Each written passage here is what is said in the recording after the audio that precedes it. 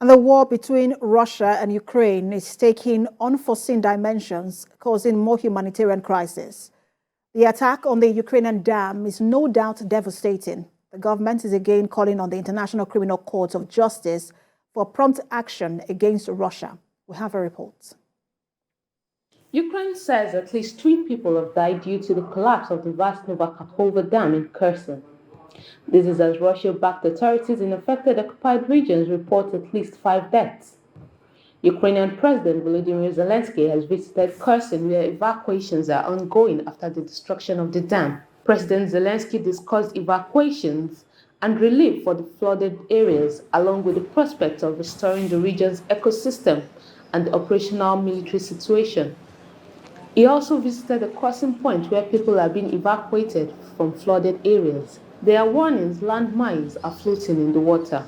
President Zelensky is accusing Russian forces of shooting at rescuers in parts of Ukraine under Russian control.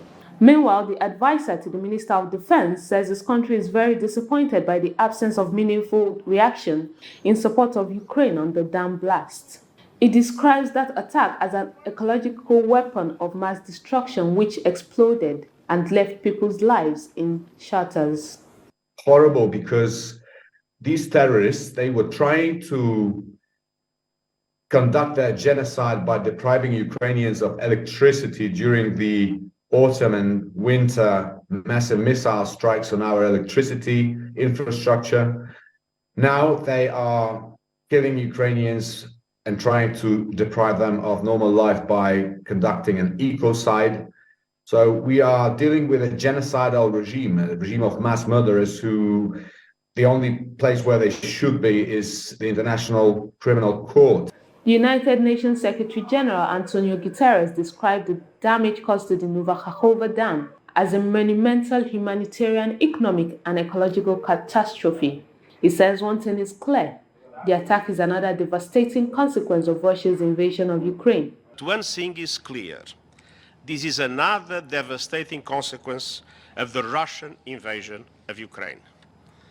And we are seeing the effects in the city of Kherson, the town of Novakakhovka, and 80 other towns and villages along the Dnipro River.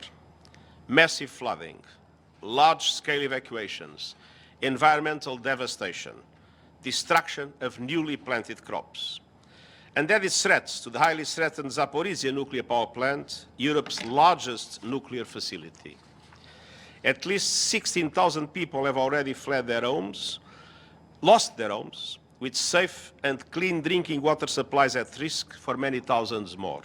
Elsewhere, Moscow says Ukrainian troops are trying to push through Russian lines in Zaporizhia without success, amid signs Ukraine's counter-offensive is almost at hand.